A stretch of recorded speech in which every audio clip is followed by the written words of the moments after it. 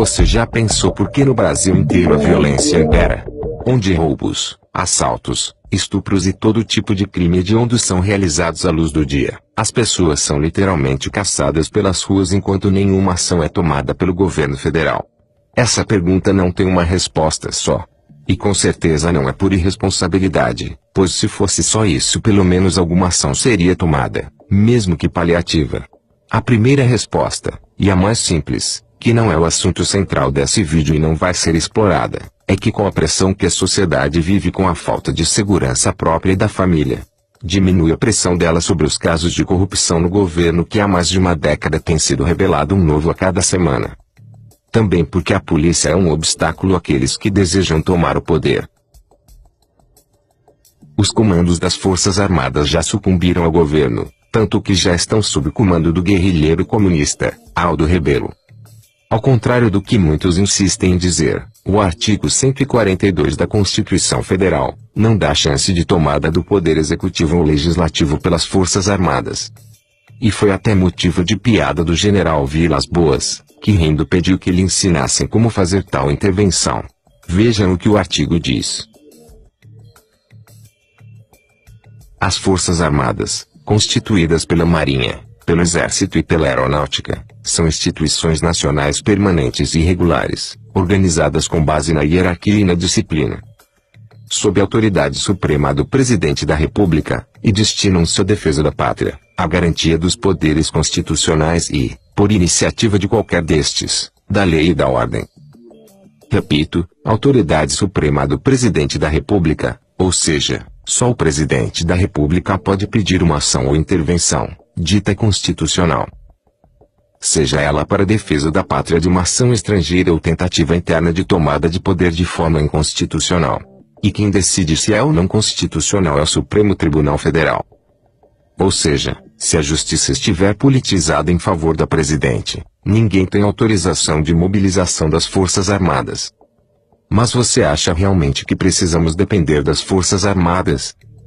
Todos sabem que o efetivo das Forças Armadas que receberam treinamento, enquanto não eram usados para fazer asfalto para o governo, ainda é pequeno perto do número de policiais, também civis, mas em especial os militares, que desde o ingresso vivem uma rotina diária que não difere muito de uma guerra, nas ruas brasileiras, que comprovadamente matam mais que zonas de conflito no Oriente Médio. Com milhares de quilômetros de áreas de fronteira desprotegidas, em terra, mar e ar, sob a ameaça de grupos altamente treinados e perigosos, como os narco-guerrilheiros das Farc e traficantes em geral, o governo deveria aumentar e não diminuir efetivo, e enviar todos os soldados para treinamento na selva, e em consequência diminuir a entrada de drogas no país, que hoje é a principal rota de cocaína para a Europa. Ao contrário disso, nos surpreende diminuindo em vez de aumentar o efetivo da Polícia Federal, como aconteceu em Cáceres no Mato Grosso em 2014, uma das principais portas de entrada de drogas no Brasil. O treinamento desses policiais acontece diariamente, que quando podem utilizam armamento pesado similar ou melhores dos que usados por soldados no exército, para ficar perto do que usam os criminosos. Já que o governo não criou um programa de desarmamento de criminosos, preferiu desarmar os cidadãos. Mas esse verdadeiro e bem treinado e armado exército de policiais não está sob o controle do governo federal, e sim dos governos estaduais.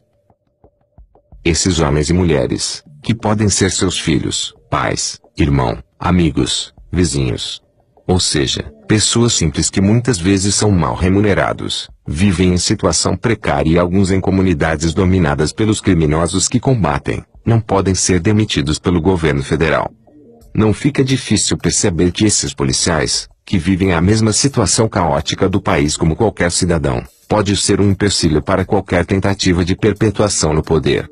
E hoje essa é a única força real depois da submissão e desmantelamento das Forças Armadas e do desarmamento da sociedade. Para eliminar essa barreira, uma forma seria desmantelar as polícias também, cortando verbas, como aconteceu recentemente com a Polícia Federal. A Venezuela é um caso exemplar, onde o ditador Maduro e seu braço direito, o ex-presidente do Congresso, Diosdado Cabello, que são considerados pela maioria dos países os chefes do maior cartel de tráfico de drogas do mundo. Eles desmantelaram a polícia e criaram uma força nacional sob seu controle. como começou a fazer Lula aqui com a criação da Força Nacional Brasileira. Também Maduro armou milícias formadas por coletivos pseudo-sociais, e utilizam toda a estrutura do país, e das Forças Armadas, com aviões, navios e caminhões militares para o tráfico de drogas.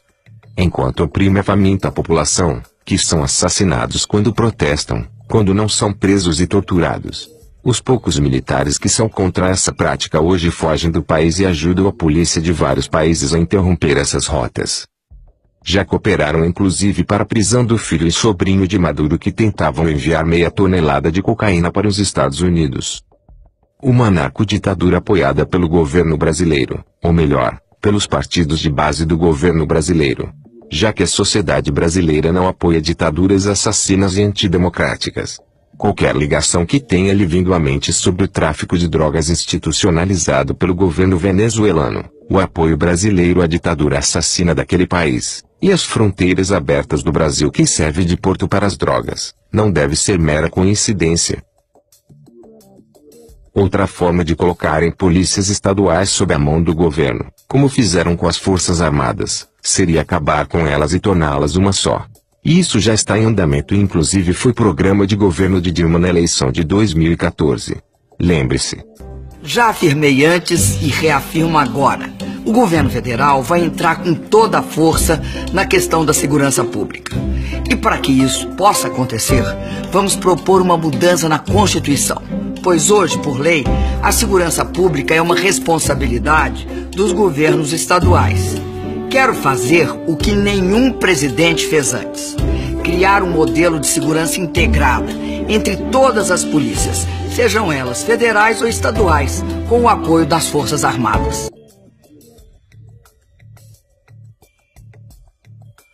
Para que essa tentativa de ter poder sobre as polícias tenha apoio popular, o governo conta com a desmoralização da polícia, jogando a população contra ela, e alguns parlamentares cooperam muito com isso, em especial os deputados Marcelo Freixo, Jandira Fegali e Maria do Rosário, que tentam tornar os mesmos criminosos que citei no início do texto, aqueles que nos caçam nas ruas, estupram nossas irmãs, mães e filhas, como sendo vítimas nossas, da sociedade e da polícia, quando dizem que esses policiais desrespeitam os direitos humanos de pessoas pobres, sendo que muitos desses policiais vivem em condições socialmente parecidas, quando dizem que os policiais são racistas e matam em sua maioria negros, sendo que quase metade do efetivo, ou maioria absoluta em alguns estados, é formada por policiais negros.